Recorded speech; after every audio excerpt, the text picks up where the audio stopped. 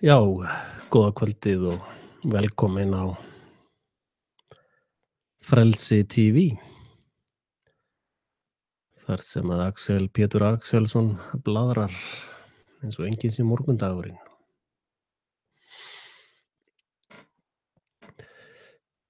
Ég hef nú bara verið lasinn undanfarið.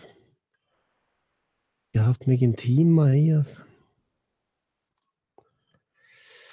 ranta fyrir ykkur. Ég hef bara þurft að hugsa eigin heilsu og fjölskylduna. Það er reyndar öll fjölskyldan að fara í gegnum flensupakkann. Þannig að aðeins að koma heilsan tilbaka í dag, þannig að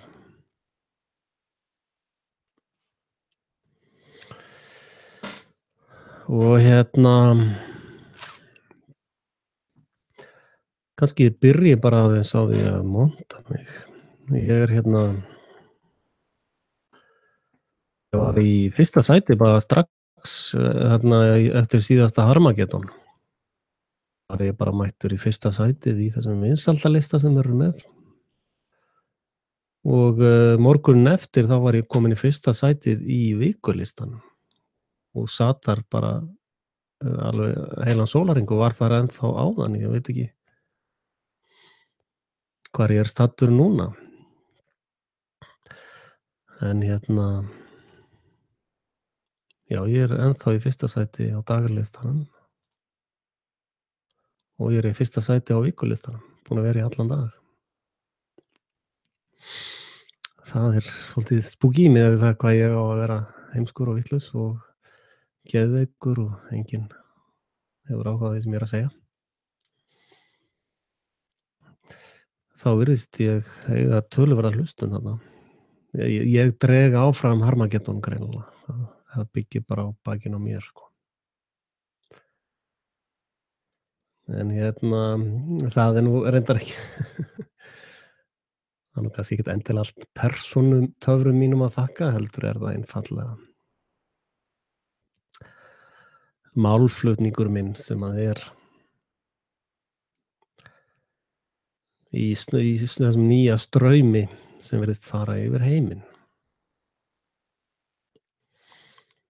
Og virðist meira að segja Marine Le Pen vera komin í úrslit í Frakklandi og sennilega mun hún vinna. Og því miður þá held ég nú að sumt af þessum kandidötum eins og Trump er búin að sanna eru svona blekkingatrúðar. En Le Pen er ekki blekkingatrúður, hún fer alla leið með það sem hún segir. Trump virðist hafa verið hryggbrotinn einhvers staðar í undanfarnum vikum og algjörlega undir stjórn neokon síónista sem þeir kalla, sem er í raun það sem að kalla í gamla daga nasistar eða fasistar eða hvað að kalla það. Og við Íslendingar kölluðum þetta í Íslendingasögunum einokunarkaupmenn. Það er nefnilega eins og ég stundum minnst á að það hver er munurinn á því að búa í einokunarríki eða einokunar verslunarríki.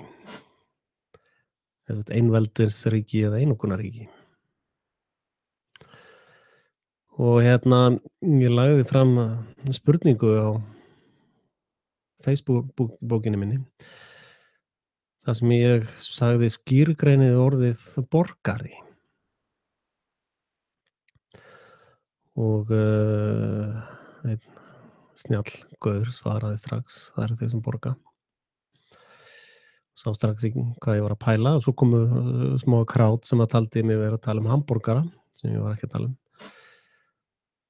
Og þetta fellur mjög vel inn í þetta módel sem ég hef talað um eins og með prumpið í skókassanum og Truman Showið og allt það. Að elítan þarf að koma sér upp að borgurum sem að borga fyrir þeirra fínerí og það eru ýmsar aðferðir og tartringar við það að fá það til þess að virka. Til dæmis þarf að vera divide and conquer, þannig að borgararnir séu alltaf að rífast hver við annan. Það þarf mikið magn af svona hópisma. Þess vegna eru þeir að stofna nýjan sósíalistaflokknum til dæmis. Hópismaflokkarnir, hvort sem þeir heita Sjálfstæðisflokkur, Framsókn eða allir flokkar í boði í dag eru hópistaflokkar nema Sjálfsveldisflokkurinn sem að ég stofnaði, hann er ekki hópistaflokkur.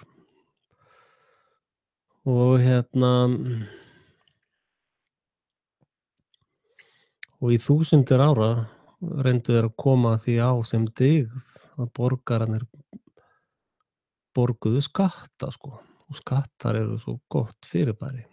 En það er bara sko ekki svo mörg ár síðan að þetta var svona óbúslega fínt sko, að borga skatta. 100-200 ár.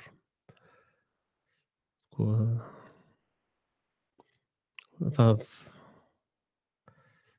að fólk sé að borga 70% skatta af tíma sínum, af því að tími eru peningar, það er þræla nýlenda, eða þrælastarfsemi. Og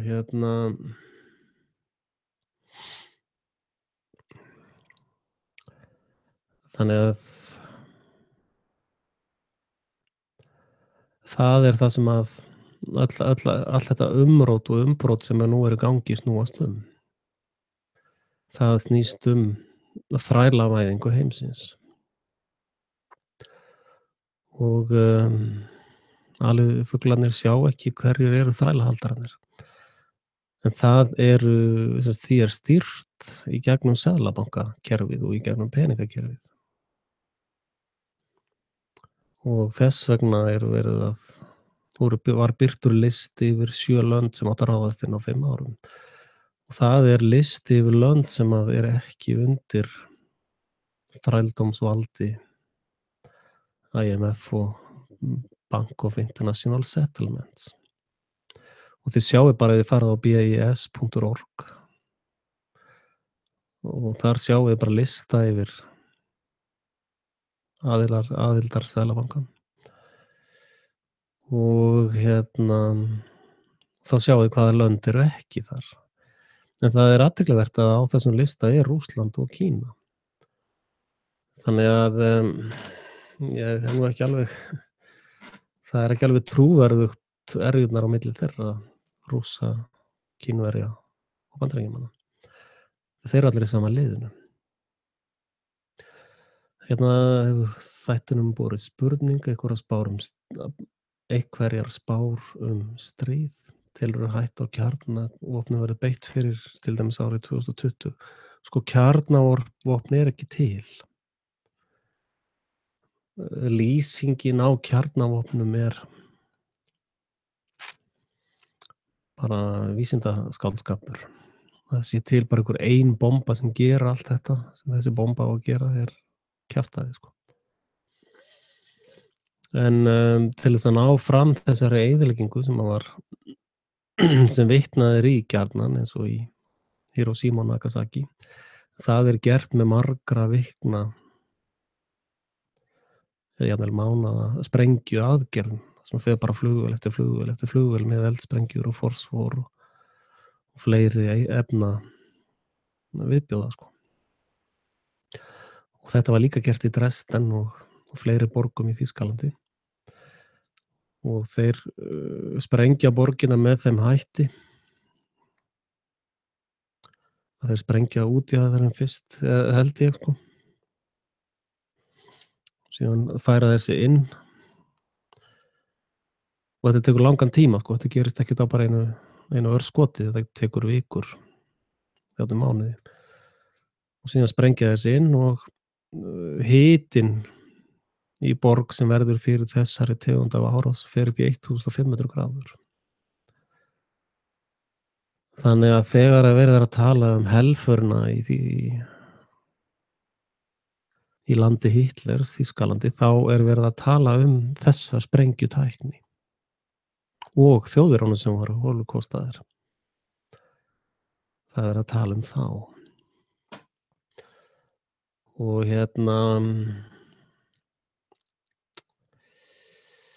já, þessi vídeó af kjarnorkusprengjum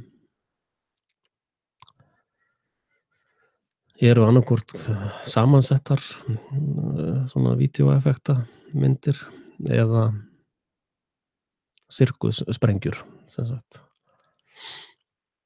Það ekki það sem þeir sagt að séu. Og þú sér það sko, þegar kjarnorkusprengja springur þá kemur svona beitstrókur upp sko. Það gerist ekki nema þú sprengir eitthvað í röri sko, eins og í byssuhlaupi sko. Þannig að og sagan að næsta stríð verður síðasta stríð og það bara kjaftaði sko. Það bara fræðsla sko. Og ef þú ferð yfir fréttirnar sem verið að segja þér daginn og daginn inn, þá ferðu fljótt að heyra, ef þú ferð bara að segja hvenær verið að hræða mig með einhverju sem að í raun engar sannanir fyrir. Bara þessi sagði þessum þetta og þetta og þetta og svo ef þú rekur þá það flest allt í stríðsáróðs ráðuneytinu eða NATO eða Pentagon eða hvað. Þess að ISIS fréttastofan sem að birti afhöfðunarmyndir á undan ISIS, að það Rita Katz sem með skrifstofu í Washington sem að official fréttastofa ISIS. Og svo þetta einhver sprengjuárás gerist eða einhver svona leiksýning á sér stað í Stokkólmi eða París eða einhvers staðar, London. Og svo kemur einhver ISIS lýsti ábyrgð sinni á verknaðinum eitthvað, það það Rita Katz sko í Washington sem að lýsa því yfir. Og hún ísraelskur ríkisborgari. Þannig að og svo lepja allir fjölmiðla fábjánarnir drullukukana upp aftur og aftur og aftur. Og þið sjá til dæmis að það engin fjölmiðill á Íslandi sem hefur birt greiningu eða fréttir Rita Katz og þessar furðulegu fréttastofunar. Og sama með þessa furðulegu fréttastofu í Bretlandi. Þar situr kall og að gefa út fréttir fyrir hönd sýrlenskra stjórnvalda og að lýsa því þar yfir að stjórnvaldi í Sýrlandi hafi gert þetta og gert hitt. Bara einhver kall sem situr þar og bara pudrar þessu út í loftið. Og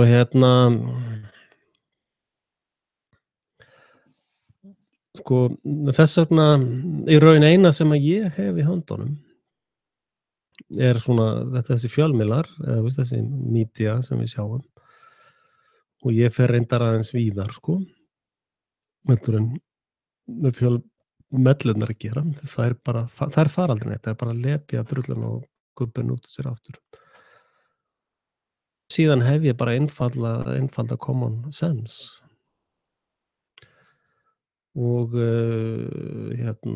svo sér maður bara oft á myndum sem verður að sýna manni og sem betur fyrir lærði ég nú sprengjufræðina þannig að ég veit hvernig sprengjur virka og ég var líka mjög góður í eðlisfræði til þess að átta mig á hvernig eðli hlutana eða og svo ég náttúrulega unnið á krana þannig ég veit hvernig tonn virka sko. Ég veit til dæmis þegar þú ert að vinna á krana þá færðu mjög góða tilfinningu fyrir því hvað þyngdir eru. Þannig að og svo hef ég verið náttúrulega vörubílstjóri þegar ég var hef keyrt vörubíla líka á svoleiðis, þannig ég átta mig alveg á hvernig það að keyra 50 tonna flikki sko. Bæði þá fullan bíl og tóman. Og svo náttúrulega keyrt venjulegan bíl alveg frá ég var 15 ára gamall. Þannig að ég átta mig voðalega vel á öllum þessum þyngdum. Og til dæmis áttaði ég mig á því að þessi akstursárás inn í Þýskalandi, það er ómöguleiki að vörubíllinn hafi keyrt svona eins og sagt þarna. Árásin í Stokkhólmi, hún er alveg fáránleg, sko. Sjáið að þessi bíll var allur klesstur og kramlaður áður en hann var keyrt þarna inn í hvarfið, sko. Það var sagt að hann hefði verið keyrt inn í verslun, það er ekki satt. Það er þarna hvarf undir. Gluggarnir eru teknir þarna inn undir þakið. Og þannig að og fyrir utan það, þá var búið að vera þarna 2 daga og ennþá ongoing árás til þess að æfa einhver svona fyrirbæri, sko. Þannig að Stokkhólmur var sviðsettur falskur fáni. London var alveg greinilega sviðsettur falskur fáni. Þar var verið að æfa sömu atriði. Þar var æfing, já einmitt æfing. En annað sem þið sjáið í öllum þessum atburðum undanfarið og núna fer maður að sjá samhengi í hlutunum, sko. Eftir því sem eru fleiri atburðir þá fyllast fleiri punktar í púsluspilið eða fleiri púsl í púsluspilið. Og það sem að menn eru að horfa svolítið á núna eru skórnir. Hvernig skóm hefur verið stillt upp í öllum þessum atburðum. Og líka í falska fánanum á Íslandi sem er birnumálið. Að það er alls staðar 2 skór settir niður á þessum stað og svæðið, stóra svæðið er gjörsamlega afgirt. Og það er í þessum musterisreglum eins og Freemason-reglunni þá hafa skór alveg sérstaka merkingu. Þeir tákna fullnustu á samning og áður nú ferð inn á helgan fórnarstað þá ferðu skónum og fleira slíkt. Þannig að þessir skór tákna það að þeir eru búin að stilla upp sínum helgu djöfladýrkanda vefum, sko, eða frímúrara vefum. Og það er táknmyndin með þessum skóm. Að þeir eru að framkvæma sína helgi athafnir þarna á opinbera vettvangi í ákveðnum tilgangi, trúarlegum, sem fylgir þeirra trú. Og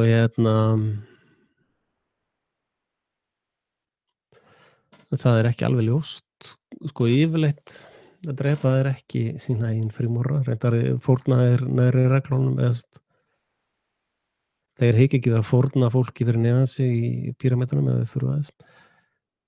En það virðist vera í þessum atburðum þá eru þeir ekki að fórna sínu fólki, en hins vegar virðast þeir drepa patsíana. Þess múslimanir sem eru sakaðir árásinar, þeir eru yfirleitt drepnir, sko.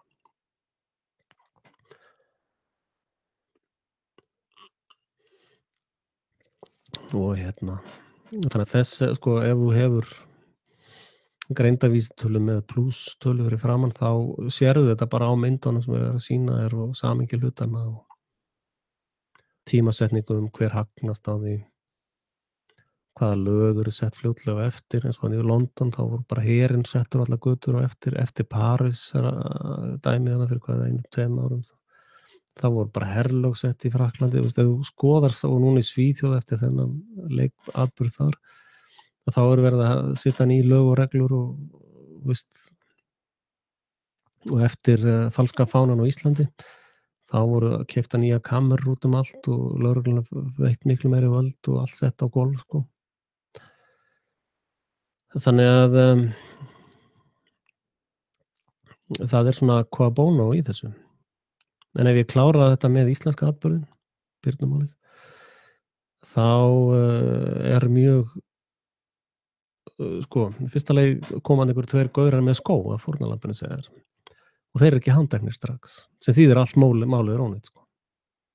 Fyrsta lagi er málið ónýtt af því að þeir sem rannsökuðu málið eru frímúrarar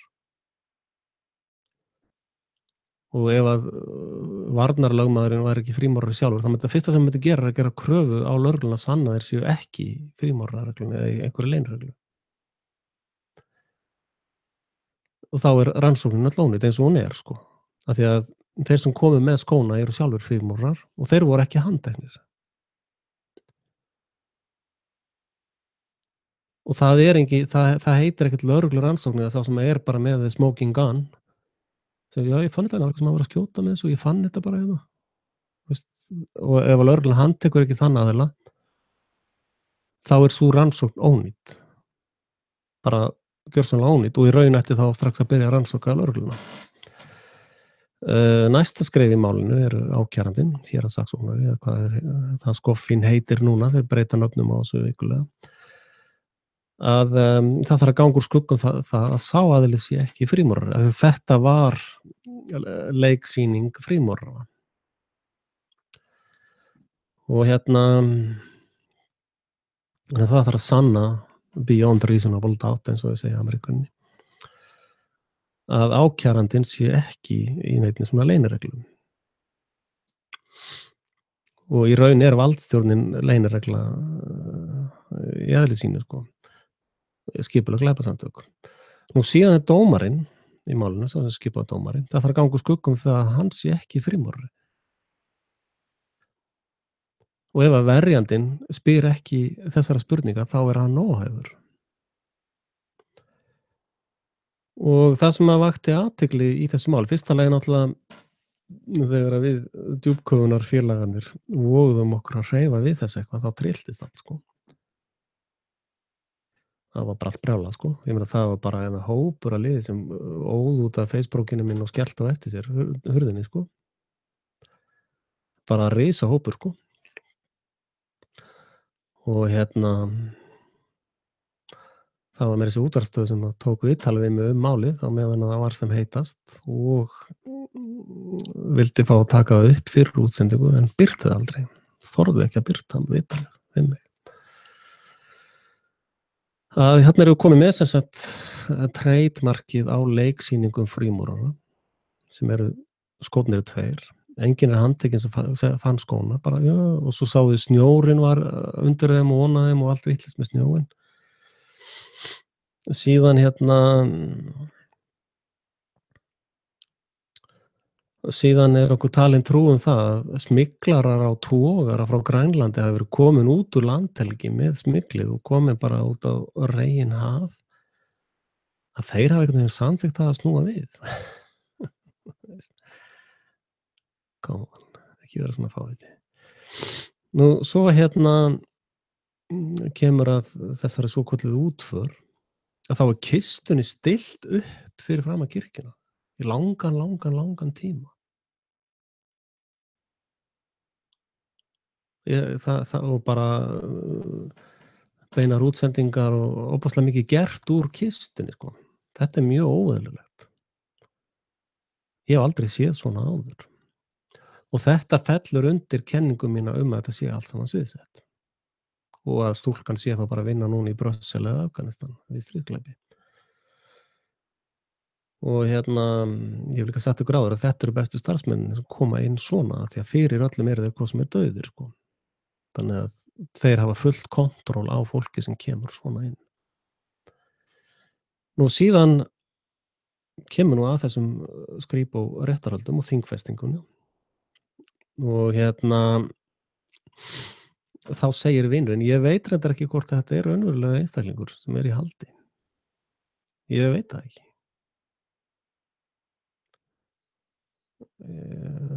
Og alltaf talað hann sem grænlenskan, en hann er með dönsk nöfn. Þetta er Dani, sko, þetta er ekki grænlendingur, þetta er Dani. Og það er alltaf svona vafið utan um einhver teppi og stöf þegar það er að fara með hann í og úr réttarhöldunum. Og ég hafði nú gaman að því ef einhverja rannsakendum okkar myndi mæta þarna í réttarhöldin. Sko þau eru opin, það geta allir mætt þarna í salinn. Og þreifað á naglaförunum og þetta hvort þetta sé manneskja. Að við réttarhöldin þá þrátt fyrir pyntingar og gaurinn sem vann við yfirheyrslur á honum, hann var dæmdur fyrir gríðarlegt ofbeldi. Og þið vitið það að fá lögreglumann dæmdan fyrir ofbeldi er meira en að segja það, sko. Og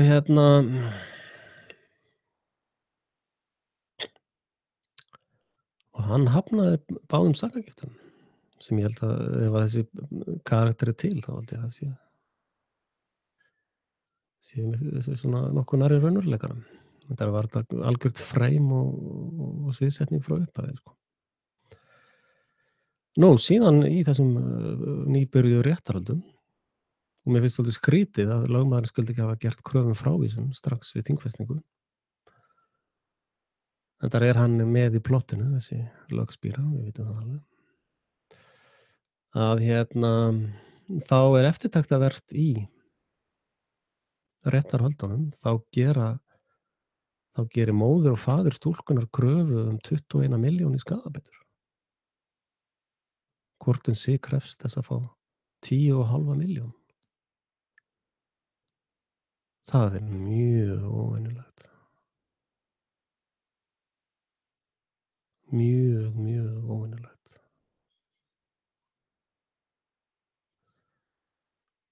Og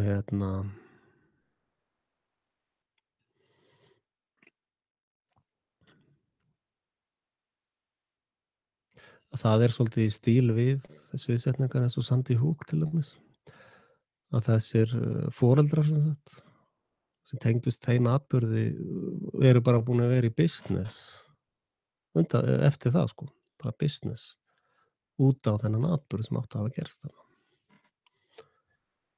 Þannig að mín niðurstaða á þessu Birnu-máli er að þetta hafi verið sviðsettur falskur fáni.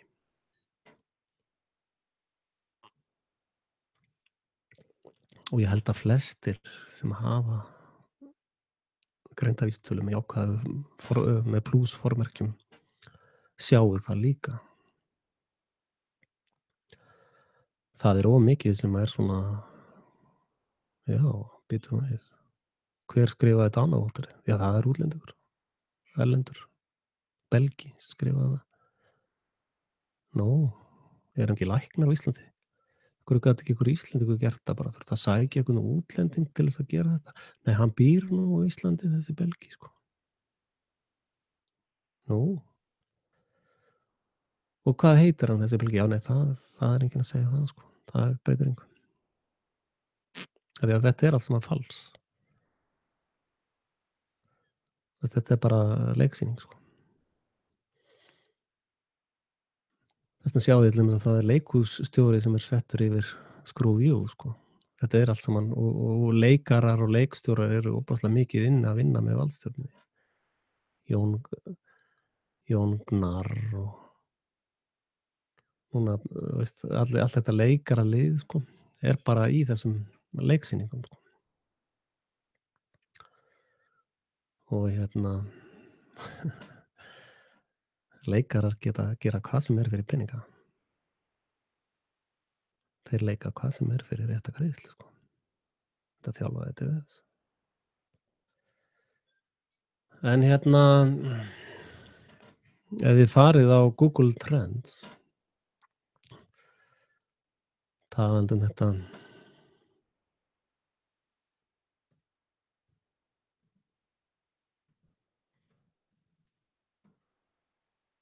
ef þið farið á Google Trends, ætli ég geti sýnt ykkur það? Veit það ekki. Ef að pröfa. Þið vitið að ef það kemur buggur sem stoppar screen shareið, þá tekur mig smá tíma að koma aftur um borð. Þið takið bara pissupásu á meðan á.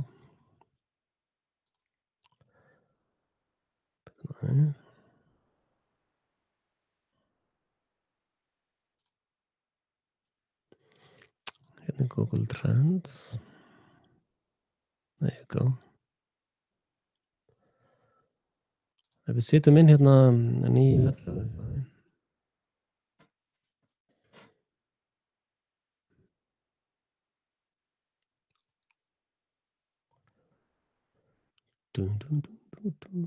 dún. Þetta er 9.11 frá því árið 2012. Það sjáið það er eins og hjartsláttur. Dunk, dunk, dunk, dunk.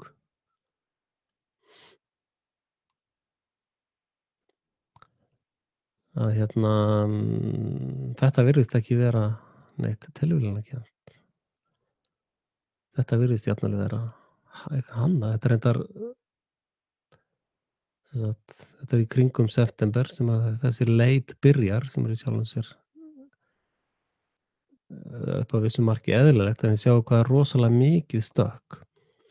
Ástæðan fyrir því er að í svona málum þá eru fjölmiðlarnir að halda hlutunum vakandi, keyra á rosalega keyra á alveg rosalegt PR alltaf einu sinni á ári. Og ef þið kíkið á annað trend for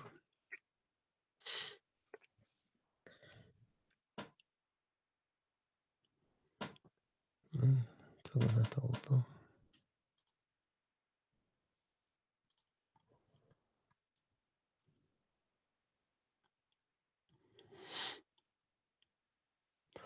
Og sjáum að það er líka hjartsláttur í Cold War. Dunk, dunk, dunk, dunk, dunk.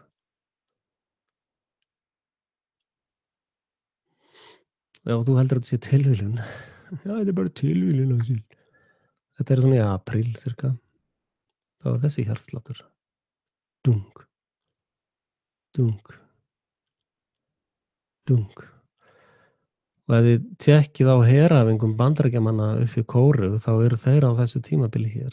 Þetta er þetta tímabil sem við erum á núna. Að þessir, og þið sjáið sama, ég bendi ykkur á svona hjartslátt í íslenskri pólitík líka, að þetta er allt saman hannað. Allt sem að þú ert í tilfinningarlegu uppnámi yfir er bara svona, veist, dung, dung, dung, dung. Þetta er bara hjartsláttur. Cold War, Cold War, nuclear war, nuclear war. Þetta er bara, þú þarf bara að fara yfir, þá sérðu hvaða konsept eru í hjartslætti. Það er ekki hér. En ef þið farið til dæmis í World War.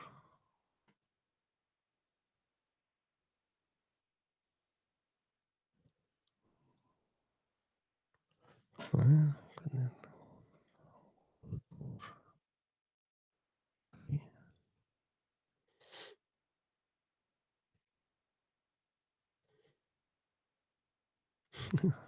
úp. Þetta, já, hérna er það er sem sagt hjartsláttur í kringum október. Hérna er já, svona október, nóvember.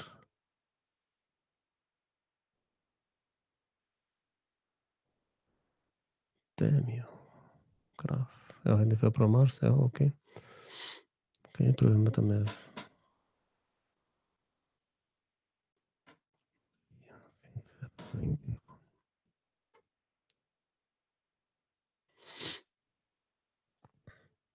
hérna er ykkur hjartsláttur. Ágúst,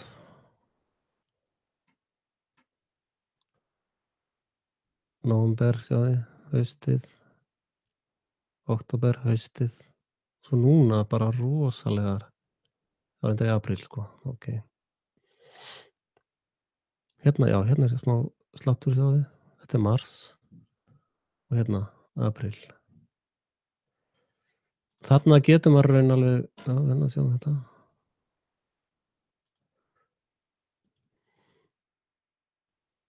Þetta er mjög gott til þess að sjá þegar verið er að keyra upp tilfinningar, já, þetta er vorið, sko. Vorið, haustið, haustið, og vorið, já. En það er reyndar sko hvað þetta er í sumum Search-törm hvað þetta er rosalega taktfast, sko.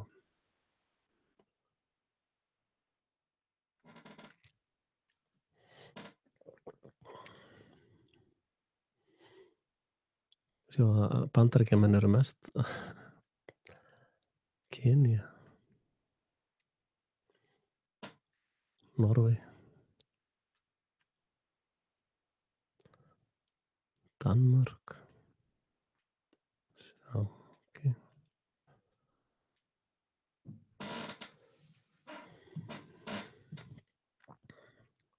Þýskaland sjáðu. Sjáið þið að sko getur líka séð gagnvart hverjum áróðurinn jafnvel beinist mest, sko.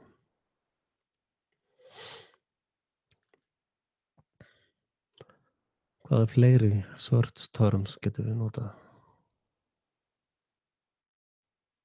Related topics.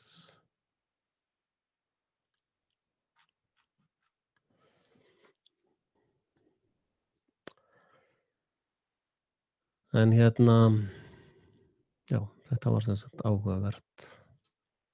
Verð að monta með þessu, sjáið þið. Ég er búinn að vera svona í gær og í dag. Er ég búinn að vera í fyrsta sæti bæði á dagslistanum og vikulistanum. Ég er bara, eins og ég sagði áðan, það er bara ég sem að held Harmageddon á lofti, sko. Ég dreg strákana áfram, sko. Þetta er alveg skelfilegt, sko. Sérst, hvað þeim gengur illa með þáttinn nema það ég er að mæta og draga þetta upp á listana hjá þeim, sko. Hmm. Heyrðu, fyrst ég er með hérna internetið virkt, þá er ég hérna svolítið mikið að vesenast hér bara ekki. CIA, election, breaking, Iceland,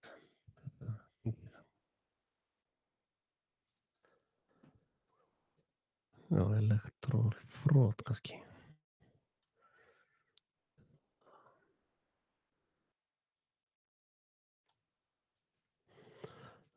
Það er viðurkennd staðreynd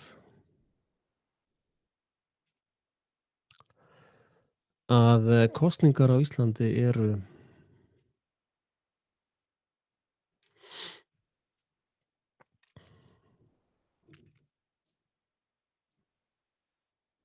eru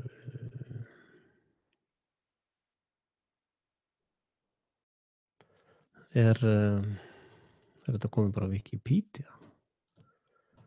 Að niðurstöður kosninga,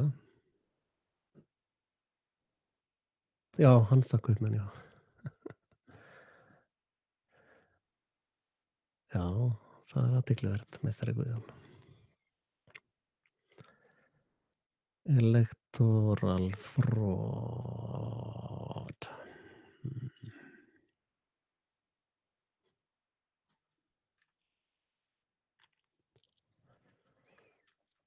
Ókei, það var eitthvað meira hérna. Kom þetta fram á Wikileaks?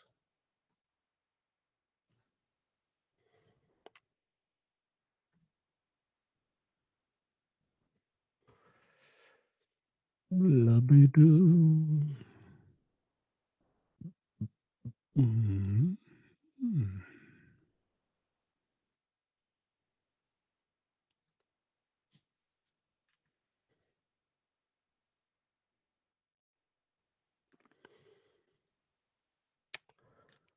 Já, nú vantar mig hérna grein sem að ég var búinn að birta.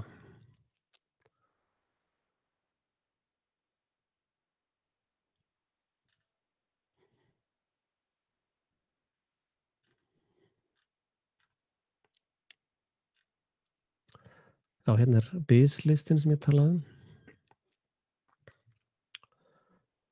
Skoða hann kannski á eftir.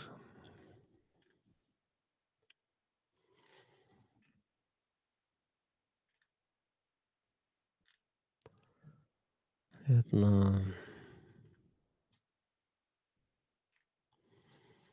Já, ég ætla að skora á ykkur að koma á þessa grúppu hér, Frelsi TV samsæringarspjallið. Ég er farinn að nota hana miklu, miklu meira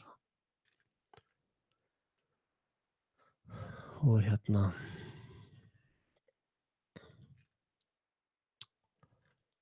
verð ekki með neitt vesen við ykkur þar svo lengi sem að þið eruð einhvers staðar á þræði. Sjáið þið þessa hérna sviðsetningu munið þið. Þetta var daginn eftir Sýrland eiturvopnið. Þetta er svo mikil sviðsetning, maður.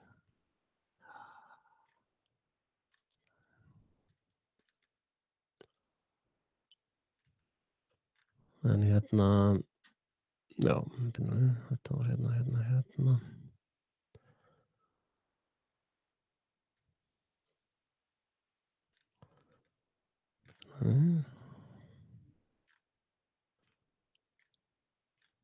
Munið eftir greininni sem að ég birti hérna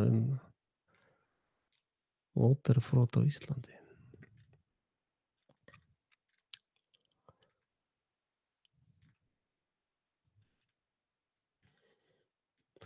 Já, ég þori ekki að skipta glugga, sko, þetta er allt, vitið hvernig þetta er. En skal ég segja ykkur, einmitt athyglivert kommenti hérna hjá Guðjóni að þegar ég byrja að minnast á Hansakaupmenn þá fara frímúrarnir alveg í kleinu og keng.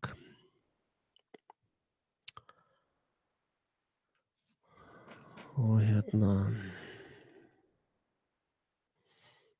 það er hugsanlega ekki alveg að ástæðulausu. Proof of the flat earth.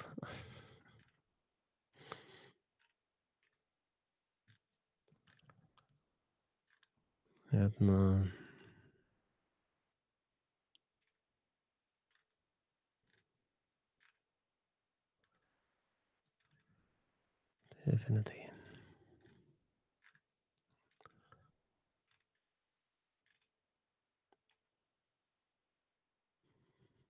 Þetta var ekki vídeó, sko, þetta var grein, sko.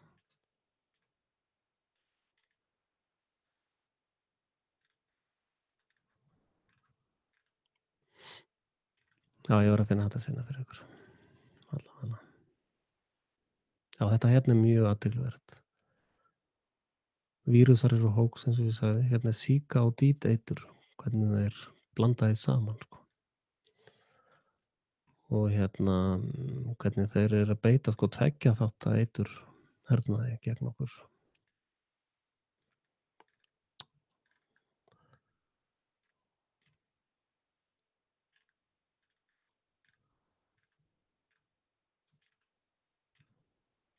Dammit, hvað er þetta? Ætli ég hafi birt þetta á stjórnmálaspjallinu, það er rétt þannig að þeir spörkuðu mér út, balsettir.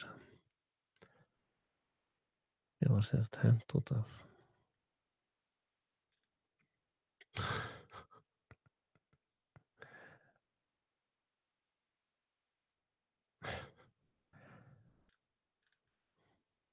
Þetta er nú bara fyndið, sko. Já, hérna eru Hansakaupmennir. Nei. Ok. Dammit, hvað er þessi grein?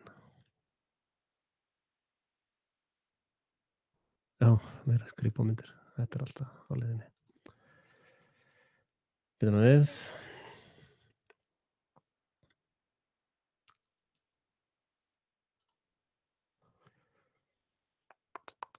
Ok, við finnum þetta seinna.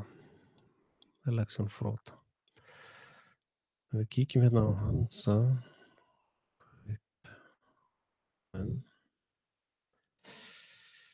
Hans Kaufmann. Nei, Hansasambandið, já. Ok. Og þið sjáið að Svíar eru rosalega mikið ofarlega í öllu draslinu sínu, sko. Eða þessir, þú veist, þessi verslunarbandalög, það eru í raun hinu sameinuðu þrjótar. og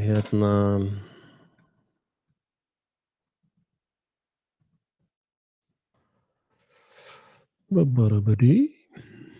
Ef við kíkjum hérna á einhverja af þessum myndalismyndum hérna.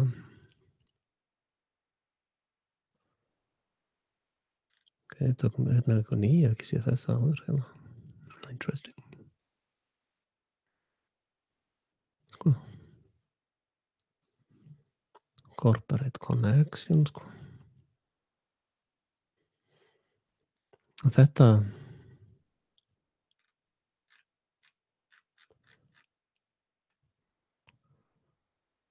lítur svolítið út eins og verslunarbandalag eða eins og Hansakaupmenn.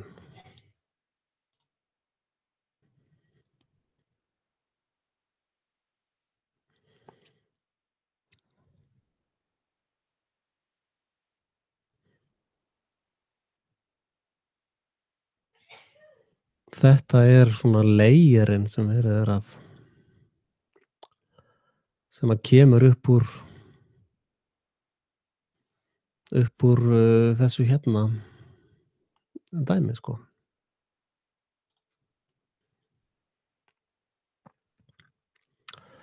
Hvað hétu fleiri svona verslunarbandalag? Borgríki hérna. Það er Hansasambandið, já.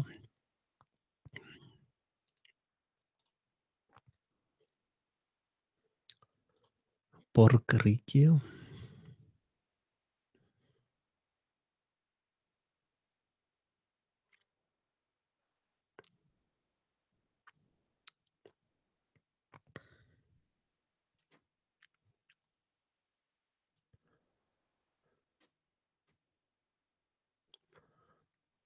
Hérna er Mónakó, Páfagarður og Singapúr, já. Athyglisvert. Mónakó, já. Þar er elitan mikið á skemmtisnekkjunum sínum, sko. Og Singapúr er að verða svona nýr centrum Feneyjasambandið, já. Okay.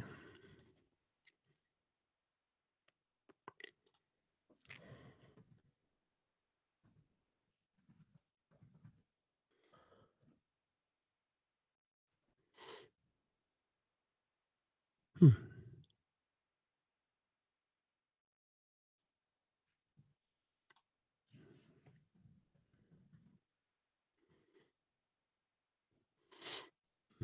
Það ekki. Og Kalmar. Alice Freinberg. Kalmar, já. Það er nú Margrét vinkona okkar.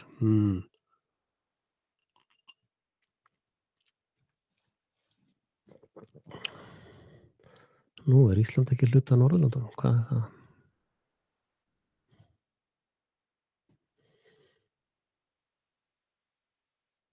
Hver var að segja að Ísland ætti að verða 20. ríki Noregs? Var ekki einhver að segja það?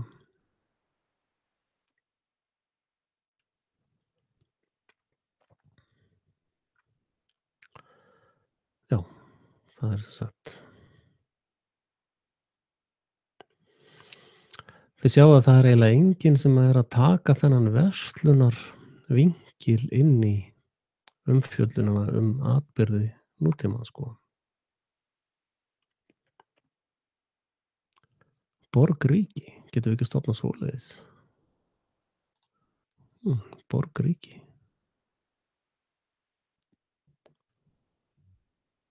Undir borgarstjórn einhverra borgara.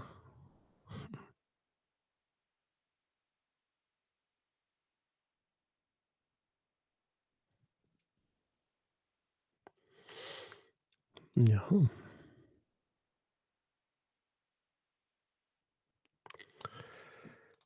Já, það er kannski óþarfi að vera að lesa söguna meðan þið eru að hlusta á mig.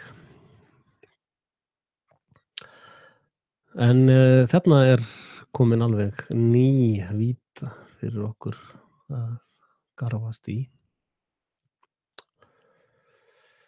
Og hérna, ég veit ekki hvort þið vitið af því.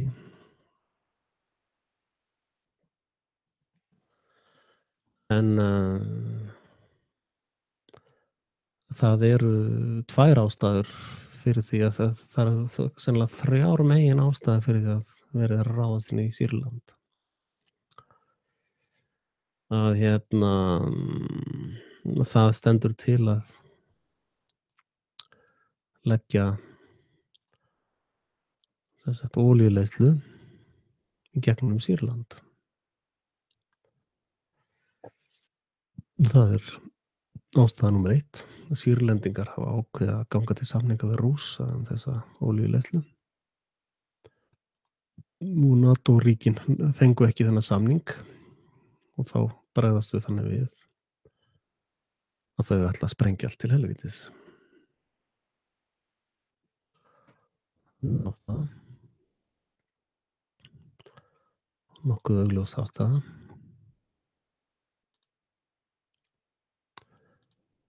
BIS Member Central Banks.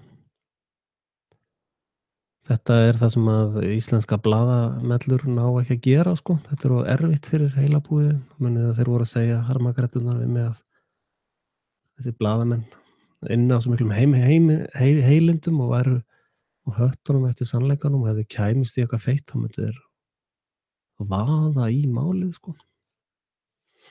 Og þessir aular eru að fjalla um Sýrlandsstríðið. Þeir hafa aldrei fjallað um þessar olíuleiðslur og ágreininginn um það. Þeir hafa, sjá hvað ég var lengi að fletta upp á þessum BIS.org, tók mig hvað, 30 sekúndur. Þeir eru kannski ekki með internet á ritstjórnarskrifstofunum. En ef þú ferð yfir þennan lista hérna, þá er svo merkilegt að hér er ekki Sýrlandsbanki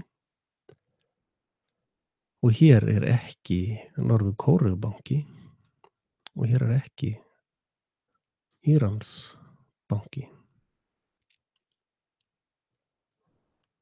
Og hérna, en það sem veldur mér furðu er að Rússar eru hérna og Kínverjar, sko. Það eiginlega meikar engan fucking sense, sko. Hollandsbanki, Makedónía, Latvía, Kórea, það er Suður-Kórea. Ísrael er náttúrulega hér. Og hérna Ísland náttúrulega. Á meðan þessi stofnun er starfrækt á Íslandi þá ert þú þræll. Danski bankinn og Kínabanki og Chile. Athyglisvert. Og svo er það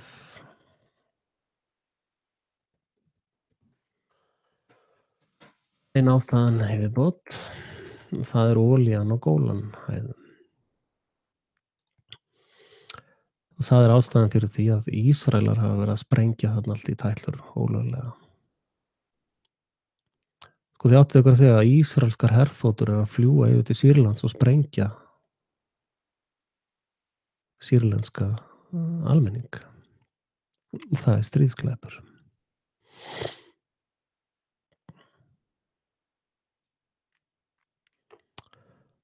Og til þess að Ísraelar geti tryggt sér olíuna hér á Gólanhæðum og náttúrulega drauminn sinn að bara leggja allt draslið undir sig, þá þurfa þeir að ráðast í Sýrland. Og þá hringja þeir í litlu mellina sína sem heitir Amerika og panta loftárásir. Þetta eru Gólanhæðir.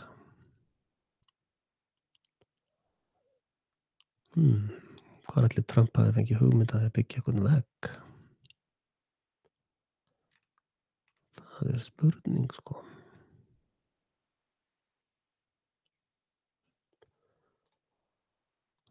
Þetta stálið er frá Sýrlandi.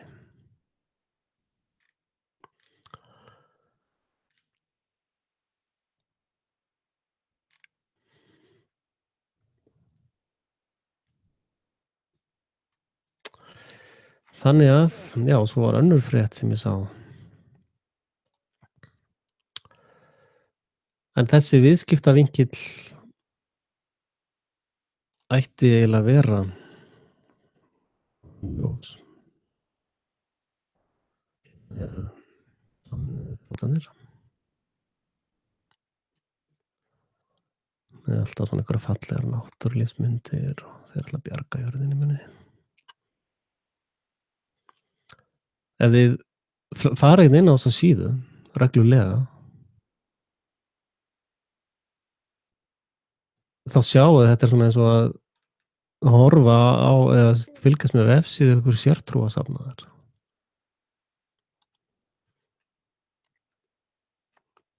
Sem er algjörlega búin að tapa glórunni, sko. International Peace and Security, það er hermannahjálmur.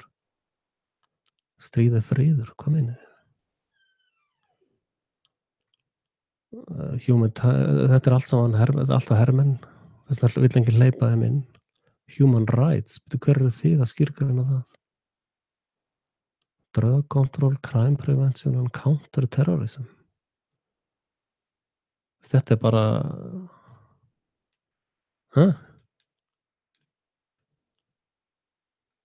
Who the fuck are you? UN Video.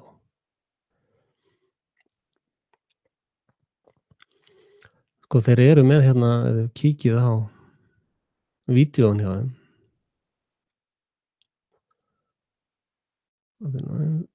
Það er bara, veist, að horfa á hvernig þeir tala er alveg bara what? Member states. Er það bara allir í heiminum?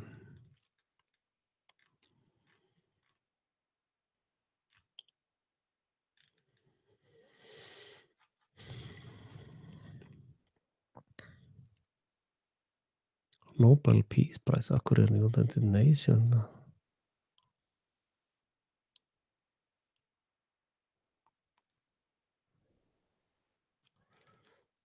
Já, hérna. Þetta eru samtök sem að eru alveg skelfileg. Þetta eru samtök sem ætla sér bara heimsyfirráð. Eða dauða þinn, sagði þetta. Og að þetta er náttúrulega bara stofnun sem var stofnuð eftir seinni heimsstyrjöldina, sko. Og hérna, þetta eru alræðissamtök. Það er enginn sem kýs neinn í þetta dæmi, þeir bara á hérna News and Media, kíkja á það. Briefings. Þeir fara að fylgjast með hérna þessu tuði hérna. Það er alveg með ólíkindum, sko. Og allt í svo vera svo góð, allt svo gott og góð. Svo eru starfsmenn þessara samtaka uppvísa því að gefa mat fyrir kynlíf með börnum, sko. Veist, þetta er alveg skelfileg samtök, sko. Og hérna og þeir eru náttúrulega staðsettir í New York, sko.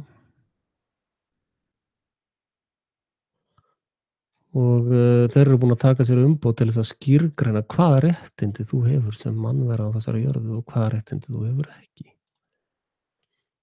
Þetta er pakkið sem ákveður það.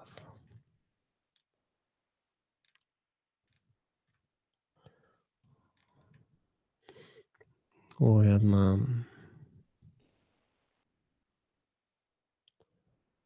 veist, hugmyndin að nota hermenn til þess að halda friði er alltaf bara human rights.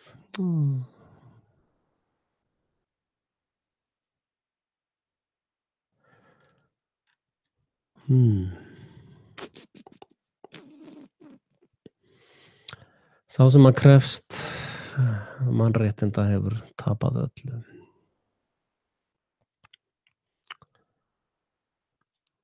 Og þetta er alræðisstofnun. Þetta eru færustu glæpamenn heimsins. Það er enginn sem kemst með tærnar sem þessir gaurar eru með raskatið, sko. Og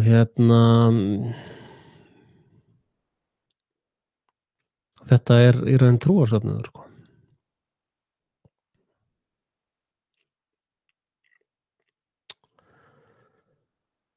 Og og ef þú trúir ekki því sem að þessir fuglar trúa, þá verður bara að finna þér einhverja aðra plánetu, sko. Þá er bara ekkert pláss fyrir þig hér, vinur minn. Og já, Remembrance Day, sjáðu. Munið hjartslætturum áðan. Dúng, dúng, dúng.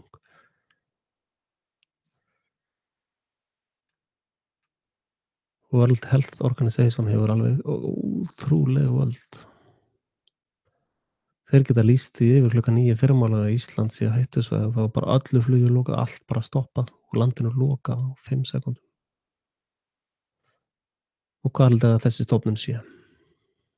Í Sviss, höfuðstöðin Frímorra. Tilviljun, algjör tilviljun. Og það sem er svolítið að gerast núna, ég ætla nú bara, nei, kemur ekki vel út í mynd. Ég fann að hætta þessu nöldri núna. En það sem er svolítið, við erum búin að vera að tala um það að á Íslandi eru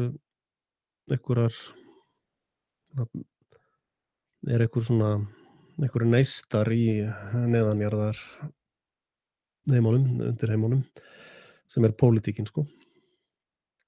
Það eru stærstu glæpasamtök landsins. Að það sem er að gerast, að því ég held, er að sko litlu lokal frímúrarareglunum verður lokað núna. Og þið sjáið að frímúrarabörnin eru mikið að vinna hjá Sameinuðu þjóðunum, eða í NATO, eða sem að reynda hún Birgit ætlaði að vera búin að breyta innan frá. Hún gekk strax í NATO þegar hún byrjaði að vinna fyrir okkur. Ætlaði að breyta NATO innan frá. Og ég held að það hafi ekki breyst, sko. Held ekki, sko. Og það sem er að gera svolítið, það er að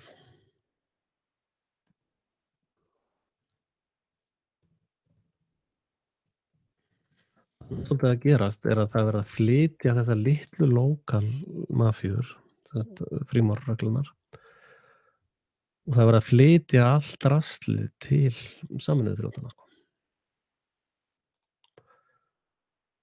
Það eru þessar brokur, þetta er svona nóttin á löngu hnífa, það sem að frímúrarnir í landinu búin að vera alla sína ævi og eiga að fara upp í næsta stig, skilurðu.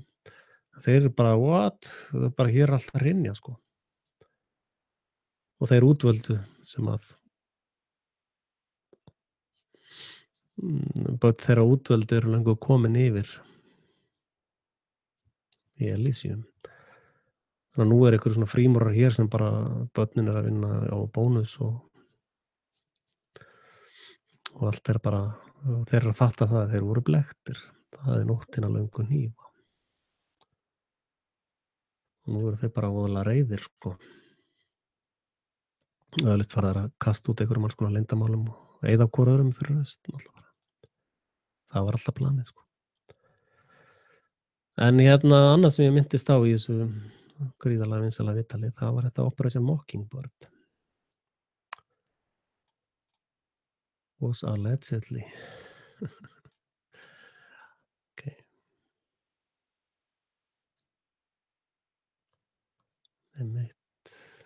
Þetta stenst enga skoðun hjá sjónistunum.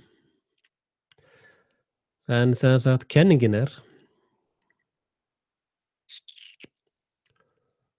og það hafa svo sem fleiri þakkað þessum fjölmiðlum opinberlega, eins og Rockefeller í ræðu, þakkaði fjölmiðlunum fyrir að fjalla ekki erfið mál,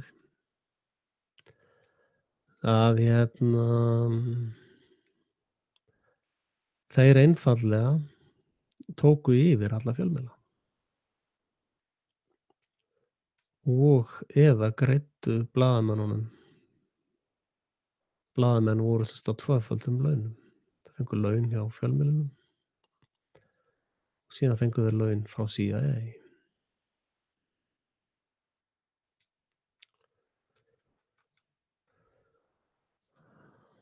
Þannig að þetta lið er allt saman á kafi í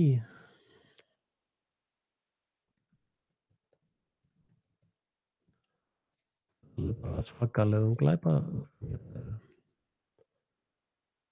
Hérna eru heimild, þetta stenst greinilega skoðun síónista. Hér er það staðfest að NATO og CO voru að vinna í hryðjuverkastarfsemi í Evrópu. Og síðan höfum við heyrt Gladio B, þar sem þeir fóru svolítið yfir í Tyrkland og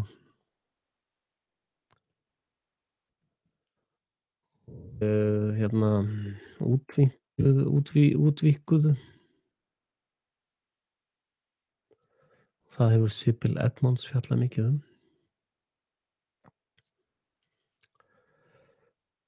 Og hérna er whistleblower. En hún er tyrknesk.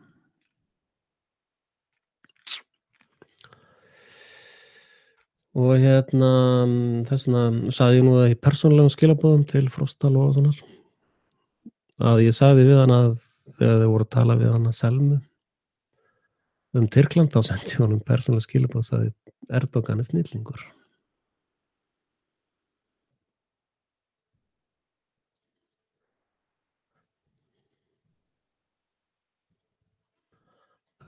Kóp.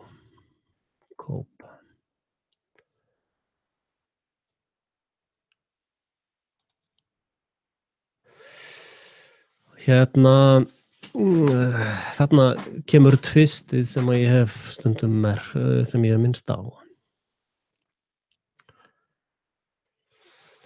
Að fara hérna bara í Maps.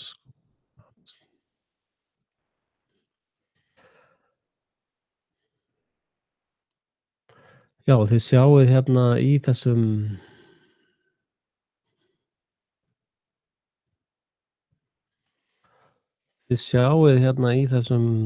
æfingum í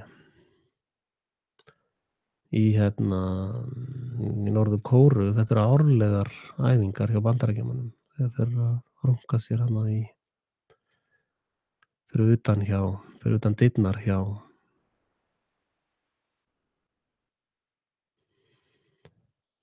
þegar þeir eru að runka sér fyrir utan dyrnar hjá Norður Kóreu. Og Norður Kóreu er svolítið að henda svona kartöflum og gömlum bananahýðum í Bandaríkjamenn til þess að hætta að runka sér fyrir utan garðinn hjá sér.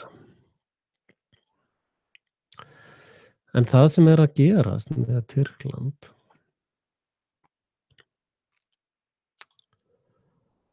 er að þessi valdaránstilraun var stýrt af Bandaríkjunum og eða NATO og CO og er hluti af þessum yfirtöku plönum á öllum heiminum náttúrulega. Og það er þessi hvað heitir hinn kallinn hana? Já, hér, Fethullah Gulen. Hann býr bara í Bandaríkjunum. Hann er bara CIA starfsmaður, sko. Eða vinnur fyrir Pentagon eða hver sem er nú að borga þessum mellum í dag. og, það var sem sagt 2016 voru þessir aðilar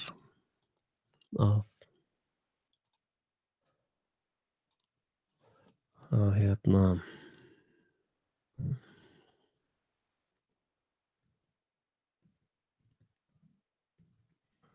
þeir ætluðu sem sagt að yfirtaka landið bara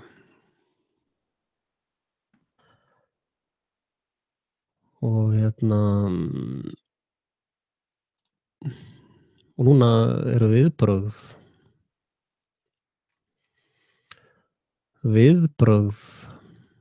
Tyrkja eru mjög athyglisverð. Mjög, mjög athyglisverð. Og í raun það sem að Selma var að þetta fólk sem er að tala um þetta sem er að væla, já hann hefur handtekið alla dómara sem eru að handtaka blaðamenn sko og svo já svona þú veist kennara og háskólafólk og svona, það er bara handtekið. Þetta er allt liðið sem að CIA kaupir fyrst upp í landi. Það er liðið sem Tyrkir bara ókei.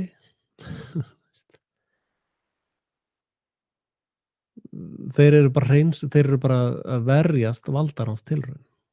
Þeir stefna á það að halda valdi yfir sínu landi. Og það er mjög athyglisvert handtökulistanir þeirra. Og þið sjáið það að það sem að lamar Íslendinga eða það sem að eyðileggur Ísland eru nákvæmlega þessar sömu starfsstéttir. Og þess vegna er náttúrulega mörgu leyti og Kúrdarnir, þið vitið Kúrdarnir, þeir eru búnir að selja raskatið á sig til Ameríku sko, eða til NATO og co. Þannig að Erdogan er snillingur sko. Hann var náttúrulega málaður sem Hitler sko. Og eftir því sem maður sér spunana meira í nútímanum þá skilur maður betur hvað Hitler var mikill blóraböggull. Og eins og ég hef stundum sagt, sennilega var Hitler bara góður gæinn. Það getur alveg verið. En málið með Tyrkland, hér er Aleppo bara steinsnar frá, hér er Lebanon, Írak hérna, og hér er Mosul, þar sem Bandaríkjamenn voru með beinar loftárásir og eiturefnaárásir.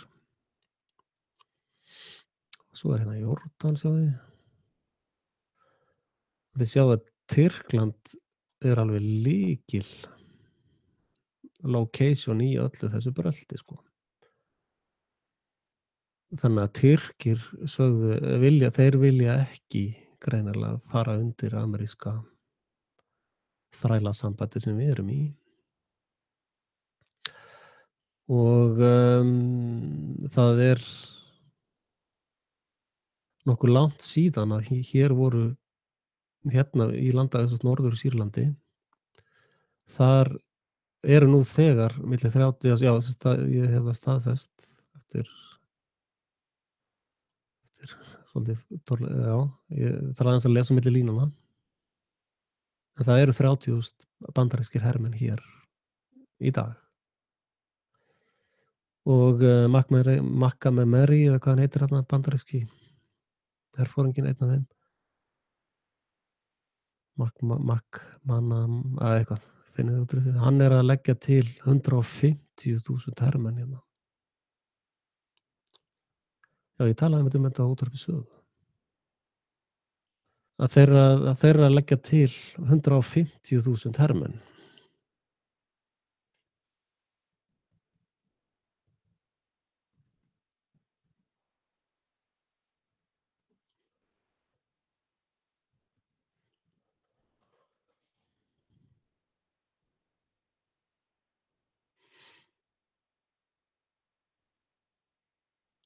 Og þetta er nú þegar að gerast, já. 150.000 hermenn komnir. Góðan daginn.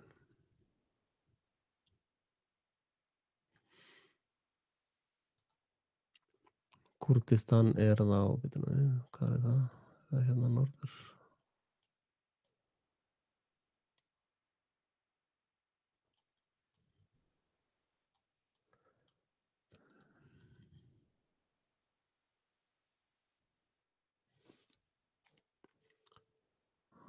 Somalía,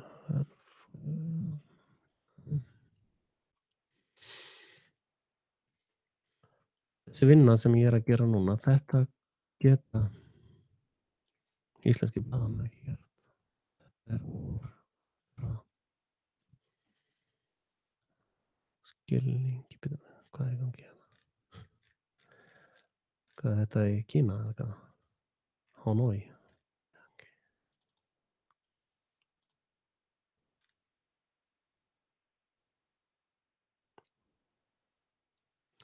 Já, ok, þetta er í norðaustur Sýría, eins og ég var að segja. Norðaustur, já.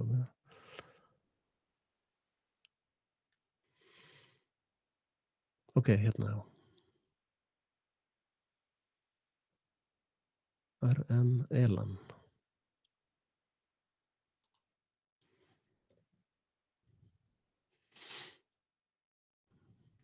Já, Sýrlandi. Ok. Oj, halló.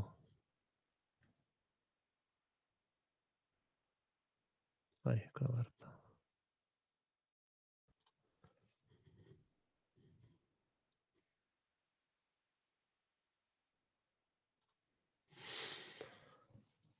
Ég ætla að íta á þennan, sjáðu þið. Já, hérna er þeir að skella niður 150.000 hermönnum. Á þetta svæði hér, þetta svæði Mosul. Hérna er þeir að byggja upp 150.000 manna her.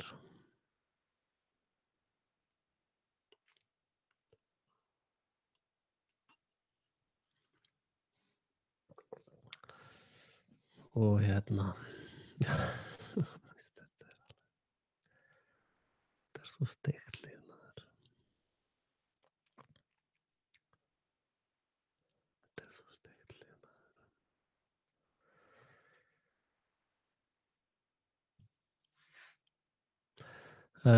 Ástæðan fyrir það að ég, sko, ef til dæmis Ísraelar sem eru sagðir eiga 700 milljón kjarnorkusprengjur, ef að þeir ættu kjarnorkusprengjur þá væru þeir búin að bomba þetta lið til helvítis. Þeir eiga kjarnorkusprengjur. Talað er að af þessum 59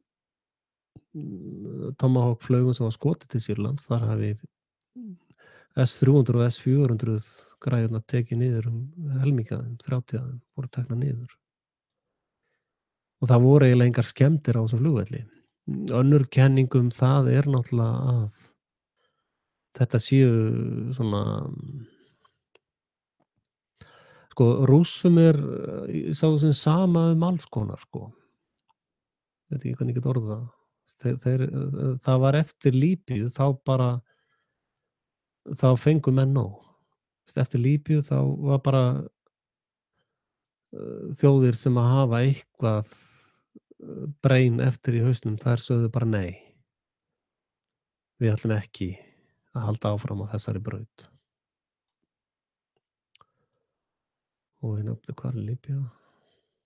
Líbía, pínu lítið land eða ekki? Hérna í Jemen, það sem eru daglega stríðsglæpir í boði Svía.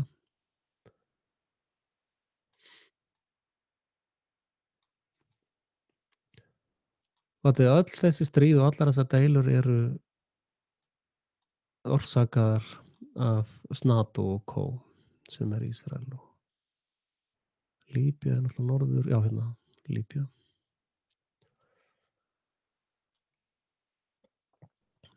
Þetta land náttúrulega ógnaði þjóðaröryggi Bandaríkjanna, eins og allir vita. Þeir voru bara alveg við að fara að ráðast inn í, býtu.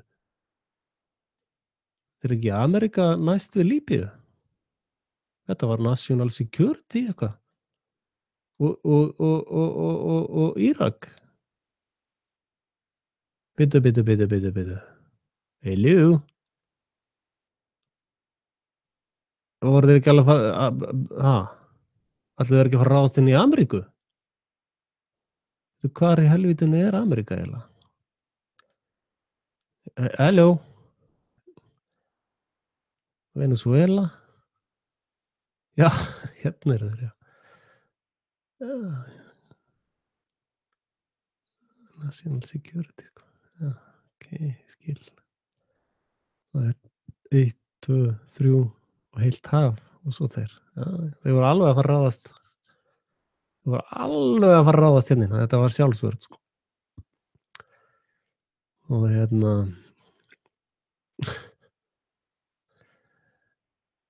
þetta er náttúrulega, þú veist, ef þú horfir á þetta, þá skilurðu miklu betur lygasöguna, sko. Já, nú skil ég þetta, sko. Nú gengur svarti Péturinn upp, sko.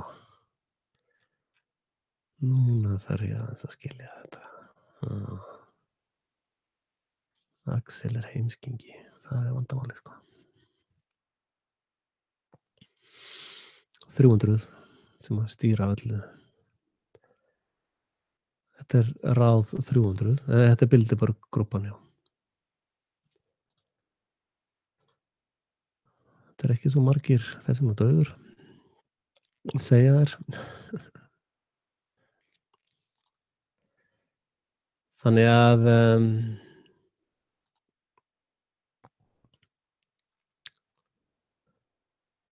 það er ástæðan fyrir að þeir eru að fara að setja niður 150.000 hermenn hérna. Og Ísrael.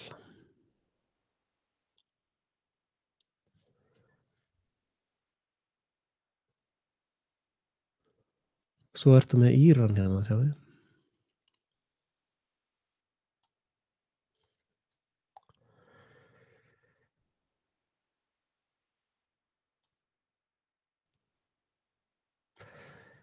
Sko, þeir sem að hafi lesið bókina góðu, The Art of War, þeir vita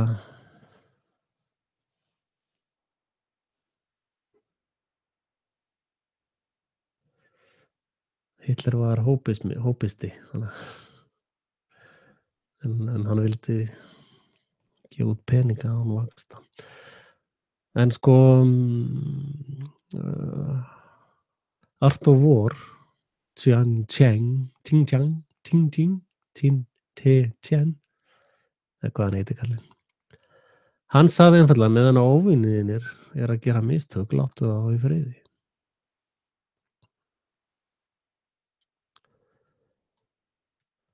Það er orðið staðreynd að megnið af ISIS-liðum eru skandinavískir hermenn. Þar á meðal fólk sem kemur í gegnum landhelgisgæsluna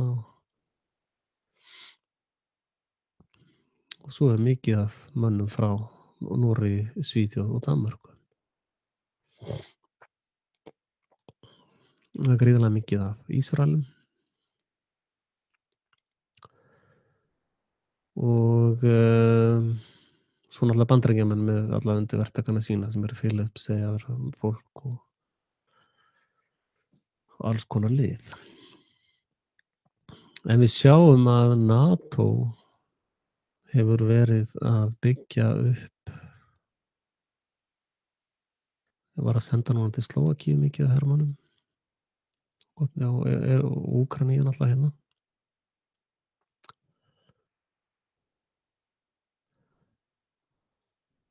Þannig að það er að myndast hérna ákveðnar hernaðarlínur, sko. Sko Frakkar munu væntanlega kjósa nýjan forseta sem bara snýr þessu við. Spánn og Portúgal eru svona mjög skynsamt fólk, sko. Þið sjáið að liðið sem er alveg á kafi í þessu ógeði, það eru þeir sem eru með þessa fölsku fána, eins og London, París, hérna í Þýskalandi, Danmörku, Svíþjóð. Þetta er stríðskapaliðið. Þeir eru að gera falska fána, sko. Þessu er stýrt frá þessum aðilum sem er að gera mest af þessu. Og við sjáum að forstjóri NATO og Co. voru Dani og nú er það Norðmaður og þetta er mikið stýrt frá Skandinavíu. Og við fjármögnum þetta, sko. Það eru sko milljarðar, tugir milljarða frá Íslandi sem fara í þetta apparat. Og þið áttu ykkur á því að sumt af því er undir nafnum einhverjar hjálparstarfa sem eru alltaf bara hermenn í með hvíta hjálma sko. Þannig eru samt að drepa börn sko daginn út og daginn inn.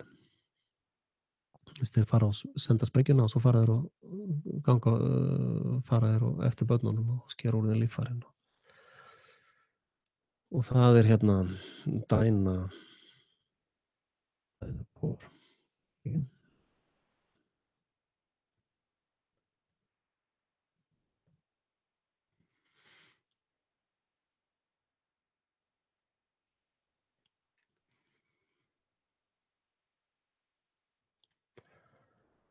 Já, hérna.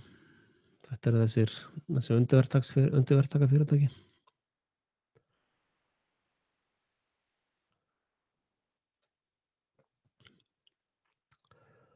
Þessi fyrirtæki eru á kafi í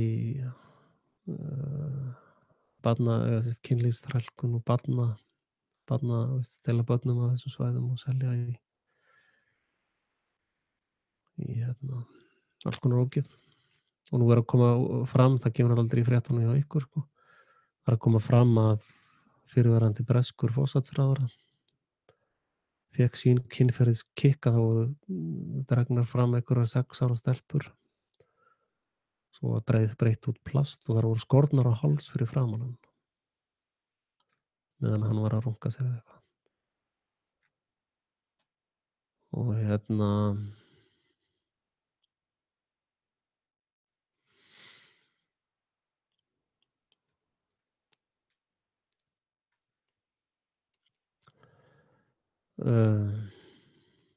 þetta erum við.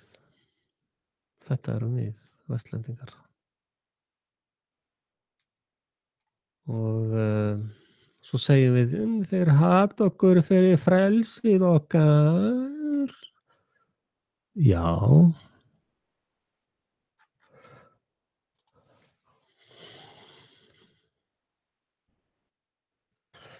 Það er svona svipað ef eitthvað myndi að ræna barninu þínu, nauðga því og skera það á háls sér til skemmtunar.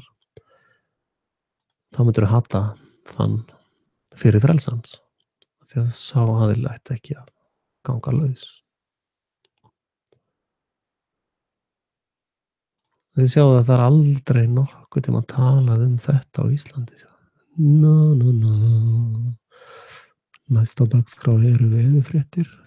Veðurfréttir segir Fokkarason.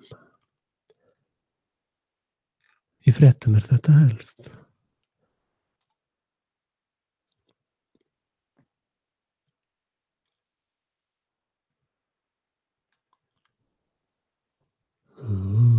Hvað er þetta margir á Íslandi með tengsl við þetta lið hérna?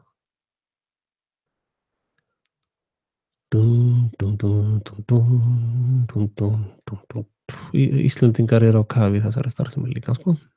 Landhelgisgæslan er á kafi í þessu. Og alls konar styrðir Íslendingar eru í þessu.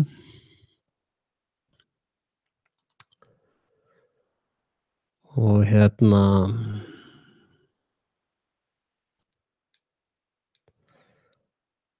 What? En hvítu hjálmarnir fengu Óskarsverðlaunin, Axel. Þeir fengu Óskarsverðlaunin. Hvernig getur þú sagt að þeir séu vondir? Ekki segja það.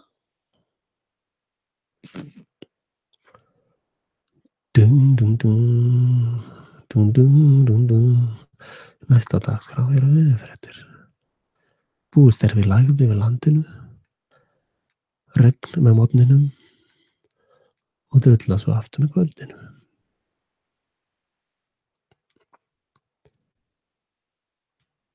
Nú verða sagðar fréttir. Í fréttum er þetta helst.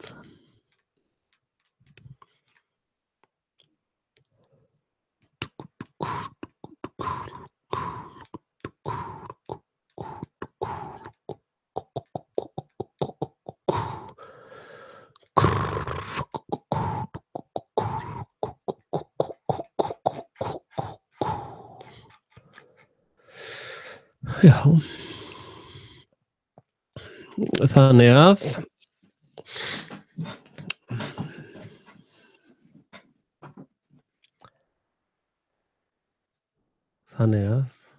ef að þið kjósið mig sem forseta á Íslandi aftur, ég náttúrulega núverandi forseti, ég er með kjörgögnin hérna í krukkunni minni. Guðni er búinn að brenna sín kjörgögn, ég er ennþá með mín. En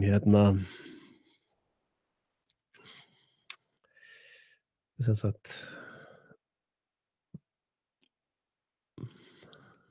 sem forseti þá mun ég byggja múr utan póstnúmer 150 Reykjavík. Og ég mun senda ég mun byggja múr utan allar sendiskrifstofur stríðsglæpa þjóða, hver einu og einustu. Og þeir Íslendingar sem hafa skrifað undir eitthvað svona samninga, þeir verða persónulega ábyrgir fyrir samningunum. Þannig að þeir sem hafa skrifað undir eitthvað samning sem gaf yfirráð yfir Reykjanesi eða Þingvöllum, þeir eru persónulega ábyrgir fyrir því. Verða dregnir til ábyrgðar fyrir það. Þeir sem hafa tekið þátt í seðlabankableikingunni daginn út og daginn inn og rænt Íslendingum, eins og Íslendingur alheimurinn var að vara það við að seðlabanki er hættulegri en standandi her. Þeir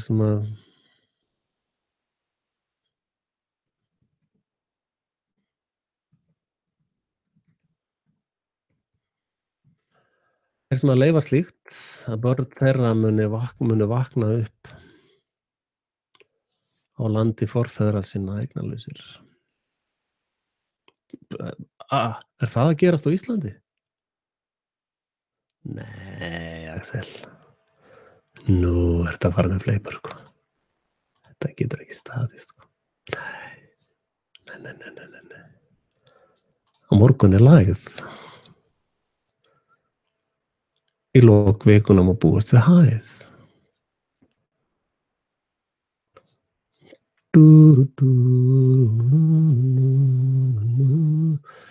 Thomas Jefferson.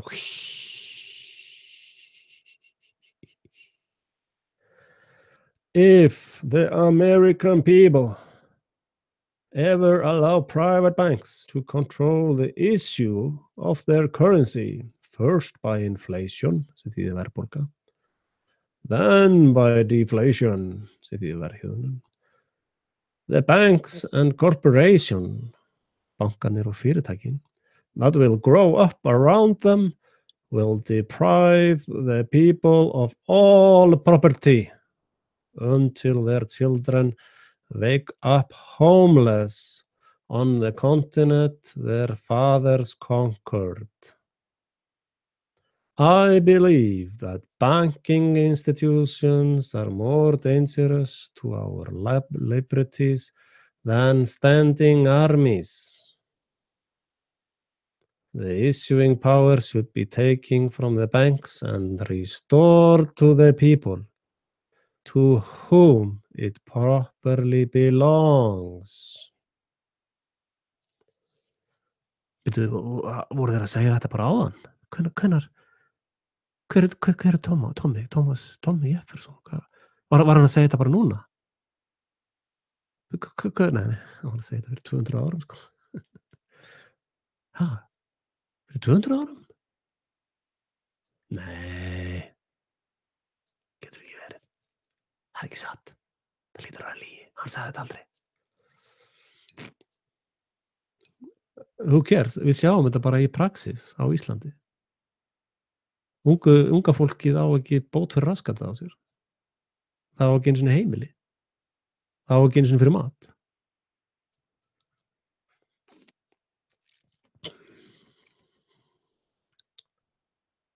Já,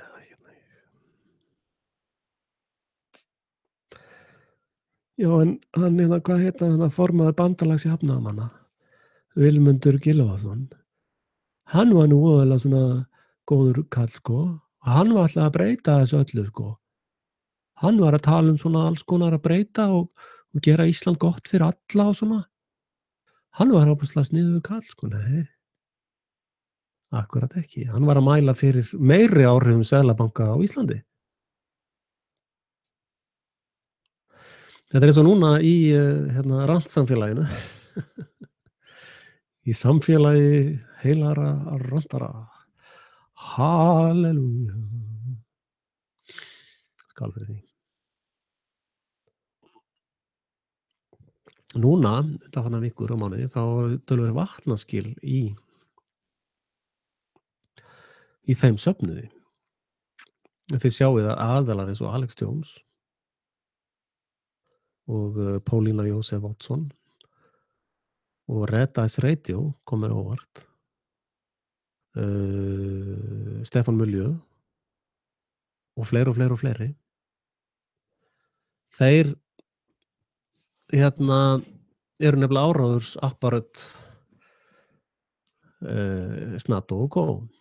Og þú sérð á því að þeir sögðu allir, já, Sýría er falskur fáni, þessi eiturefna árás er falskur fáni. En við verðum að gera eitthvað í Evrópu, það er bara íslenskir hryðjuverkamenn bara að tapa glórunni og ráðast á fólk og drepa í Stokkólmi og í Danmörku og París og Þýskalandi og bla bla bla bla bla. Ha? Sjá ekki hversu augljósir falskir fánar þetta eru. Já, 640 konum nauðgaði í Köln áramótin þar. Nei, það er ekkert satt, sko. Það er engin raunveruleiki fyrir því. Og ég sagði það strax, að þetta væri bara hoax. Og núna þeir segja þetta samt alveg bara eins og þetta sé bara staðreynd, sko, sem það er ekki. Og þannig að þetta er lið sem að maður bara svona ýtir út af borðinu, sko. Þetta eru operatorar hjá hinum vondu myrku öflum, sko. En svo er ákveðinn hópur sem að hefur sannarlega og það er meðal annars Dóli Demengard og Russian Wits, ég hef nú deilt mikið af vídeóum um þetta, að þarna sérðu þáttaskilin í þeim sem eru á launaskrá þeir sem eru Mockingbirds. Þetta er Mockingbirds gengið, sko. Og Red Ice Radio er Mockingbird gengið líka, sko. Og hann er sennilega á launi hjá sænsku leyniþjónustunni eða sænska hernum eða hugsanlega hjá NATO, sko. Og er einmitt giftur eða í sambúð með bandarískri konu, CIA náttúrulega. Og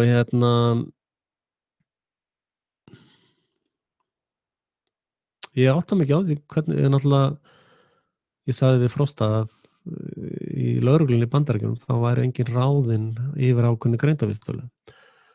Og hann sagði, nei, þetta er bara lygi, þetta getur ekki verið, þetta er bara ruglið þér. En svo setti ég link, hún er hann ekki eitt honum undir klippinu minni. Þar setti ég link þar sem að það er dómur fyrir þessu. Það var umsækjandi sem var með of háa greindarvísitölu og var synjað vinnunni á þeim forsendum að hann væri með of háa greindarvísitölu og hann fór í mál. Og dómari staðfesta að lögreglan gæti í sjálfum sér gert svona kröfur til umsækjanda þegar væru undir ákveðinni greindarvísitölu. Þannig að það er dómstaðfesting á þessu. Þannig að þetta er ekki svona allt sem ég grípar út úr raskatur á mér, sko. Það er svolítið pirrandi með vísir. Það er pínu pirrandi, sko. Ég sit heimildandar alltaf undir þáttinn á eftir og þeir eyða því alltaf. Ég skil, bandsettir drjólanir. Og já.